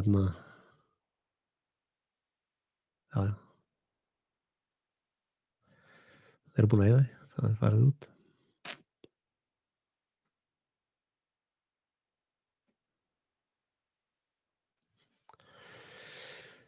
Þeir eru búin að eyða því, helvítis, hórunar maður. Helvítis fjölmiðlunar maður. Maður getur ekki fengið þær til þess að hlaupa með 100 kall í bankann. En ég hef alltaf sem sagt sett undir klippurnar frá þeim, heimildirnar sem þeir hafa beðið um, þeir eyða þeim alltaf. Og þegar ég fer inn á tölvuna hjá konunni minni og fer á Vísi, þá sér hún engar athugasemdir frá mér. Þannig að ég er gríðarlega mikið ritskoðaður á Facebook og víðar. Þess vegna þarf ég náttúrulega svolítið að treysta á ykkur, kæru hlustendur, að vera dugleg að dreifa og þótt þið hafið hugsið sko að ég er nú búinn að dreifa svo oft sko að deila og deila og deila ef þið viljið að halda áfram eitthvað sko.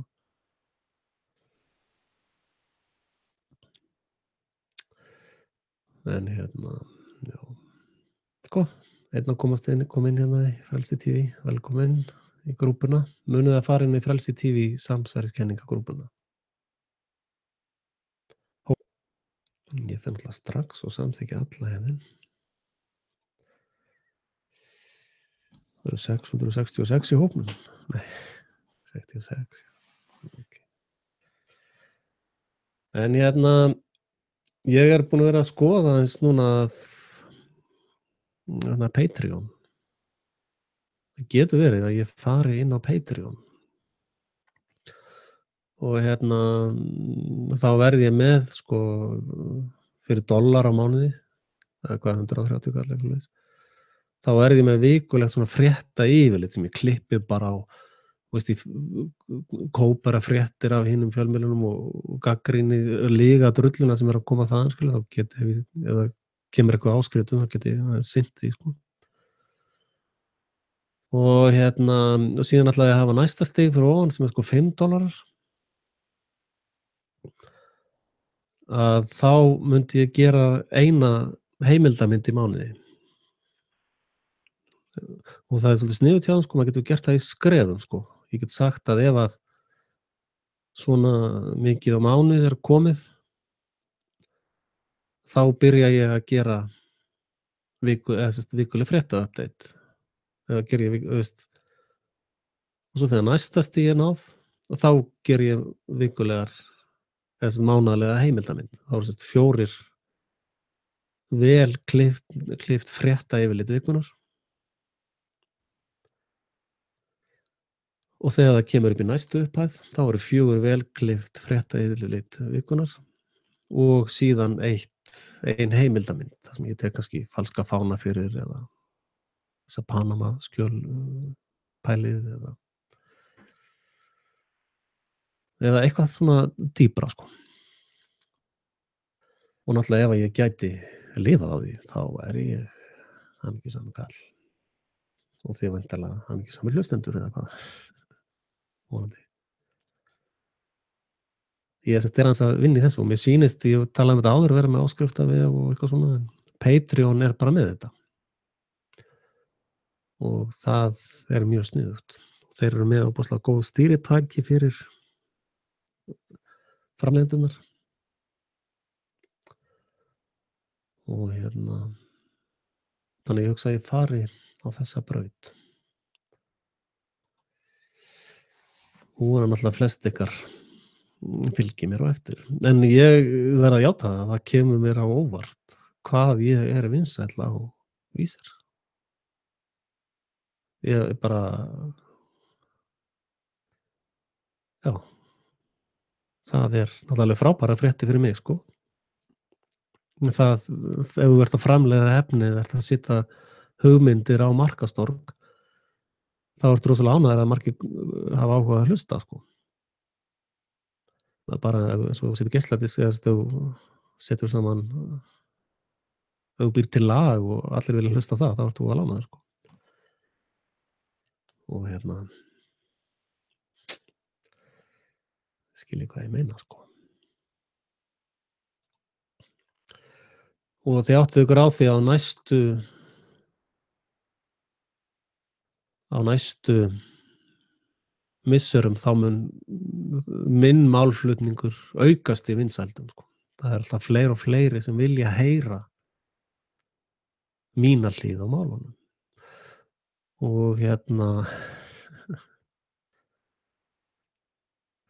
ég heyri heila körnin í sumum alveg sita fasta yfir þessu innheimta skatta með glæpum og vald og þessar dýpri kenningar mínar sko, það eru margar heilagvarnir sem að standa svolítið stíflaðar núna, fastar, alveg bara eins og sandur í tannhjólunum sko. En bara taka lýsi með því þá smyrjast kvarnirnar. En eins og ég sagði, ég er búinn að vera eiginlega veikur bara í eina viku. Nei, ég er búinn að vera veikur í viku og í síðustu viku þurfti ég að vinna 3 daga og ég vann veikur sko.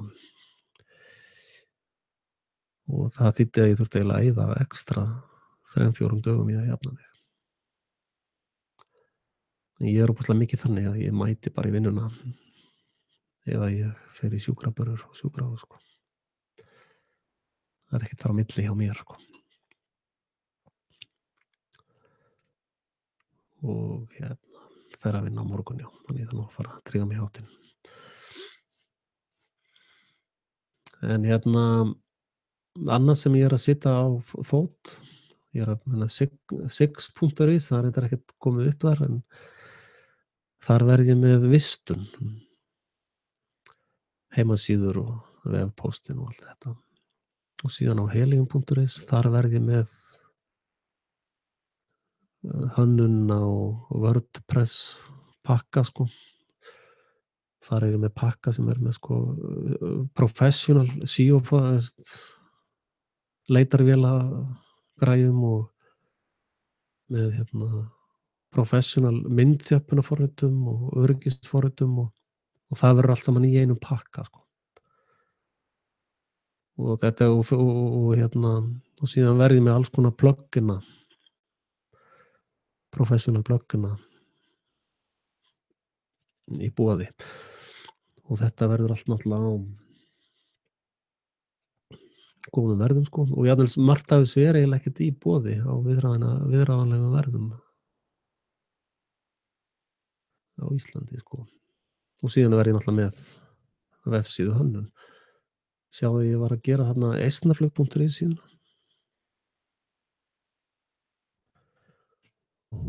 Alveg eiturhraðvirk sko.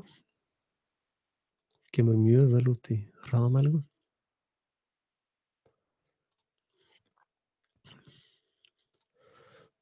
Og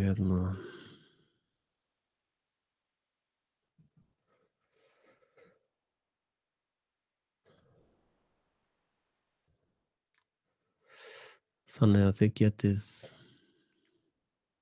haft samband við mig og verið með eitthvað slíkar þarfir. Ég reyndar svolítið mikið að setja þetta upp sko. Ég get ekki tekið kúnna alveg quiz bang núna sko, en það er svona alveg á næstu vikum, þá verður þetta allt saman tilbúið. Og ég komið með svolítið af viðskiptavinum sem að ég hef verið með vista svona hist og her svolítið. Og ég hef ekki verið með email server sko, sem að ég er að setja upp núna. Og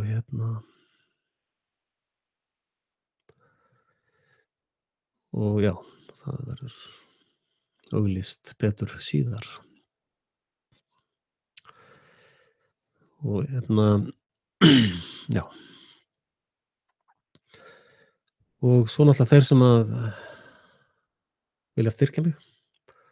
Það er náttúrulega allir keypt miða við innganginn, var það ekki? Gleymdirðu því? Nei, come on. Ekki verður að vera fair sko. Að já, þegar ég byrja með Patreon þá verður náttúrulega bara lokað hús sko, bara þeir sem eru Patreon mínir, my Patreons, komast á sjóið sko. Það verður sanngjarnara þá.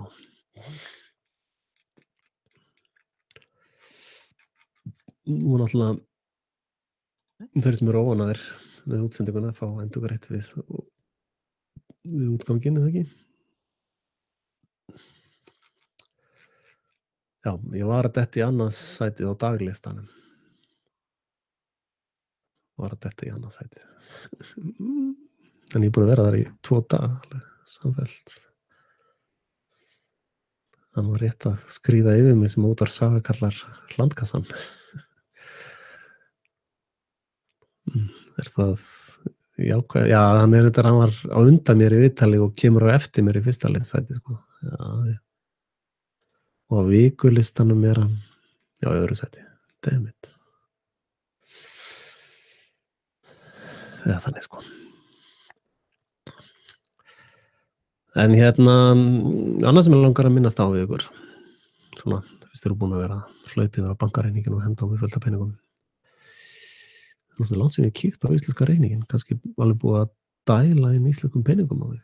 Það er tjekka á því.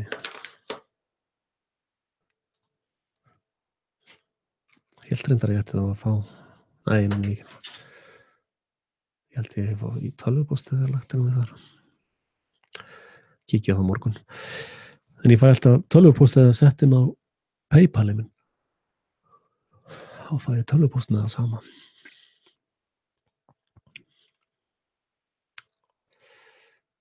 En já, endilega tjáið ykkur þessar kenningar mínar heimsmálin og það verður nú kannski djúpköfun bráðum, það sem við erum tveir. Og ég hef hvatt fólk til þess að byrja með YouTube á sér til þess að fá inntökupróf á Frelsi TV. Það þurfa að vera fólk með smá fjölmiðla reynslu eða svona reynslu til þess að komast inn í þættina. Og þeir sem hafa enga fjölmiðla reynslu geta þá, það er náttúrulega þeir sem eru vanir fjölmiðla tali geta alveg komið í viðtal. Ég til dæmis hefði áhuga á því að taka í viðtal þennan, hvað heitir hann, Tómas Möller eða sem hefur verið að sæta pyntingum valdstjórnarinnar. Rosalega hefði ég gaman að taka hann í viðtal, sko. Já, hann er til, sko, ég veit ekki, ég hef bara stóri efast hann sé til. En það náttúrulega, ég veit ekki alveg hvernig reglurnar virka með fangelsi, hvort að menn megi fara í viðtal eða hvort að hann hefur áhuga eða eitthvað. En ég væri rosalega til í að ef að Patreon dæmi gengur upp og þetta er orðið aðal starfið að fara að reyna að fiska alls konar svona svaka viðtöl, sko. Og þið sjáum náttúrulega að það er sami hafragrauturinn alltaf í matinn hjá þrælunum, sko. Nú er það að sýta að fóta eitthvað sósíalistaflokk. Ég held að Þorvaldur væri með það, þannig að vinstri kantinn alveg dekkaðan, sko. Nei, Gunnar Smári ætlar að fara vinstra megin við Þorvald. Good luck with that. Kom alveg bara yfir hringinn og upp í fasismann, sko.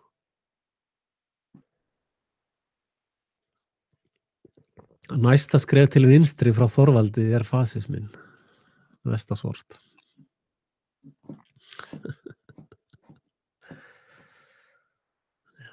Þorvaldur er fín. Ég var með honum í hagsmunasamtökum heimilana.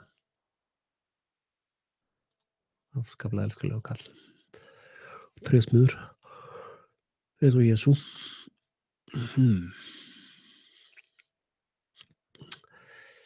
En já, þess að þakka ykkur fyrir innleitið í kvöld og já, annað sem ég verð að segja ykkur að það þegar var að hlusta á viðtal við einn af kláru kallanum að hann var að segja, sko, þetta svipa og ég hef verið að segja frá öðrum áreindar, að sko efnahagskerfið hangir saman á einhverju rugli, sko. Þetta hefði átt að krassa fyrir 2-3 árum, sko. Þetta er bara einhver misskilningur, sko. Vestræna fjármálakerfið er bara skinnið af einhverjum bara í vindinum, sko. Og þetta kerfi er kredit, þannig leið og kredit er búið, þess að traust, þá bara hrynur öll spilaborgin á einni nóttu. Hann segir á 48 tímum. á 48 klukkutímum þá hrynur allt vestræna fjármálakerfi eins og það leggur sig. Og peningar sem voru með í höndunum duga þá í sirka 2 til 3 vikur og eftir það er bara búið spil. Þá er það eina sem er gilt eru peningar, eða sem sagt gull og silfur eða hænur eða egg eða það sem kannt að gera við eða eitthvað svoleiðis sko. Allt annað er bara peningar er bara þú veist, menn verða bara að berja þig ef þú ferð að sýna þeim einhverja peninga sko. Það verður bara móðgaðir.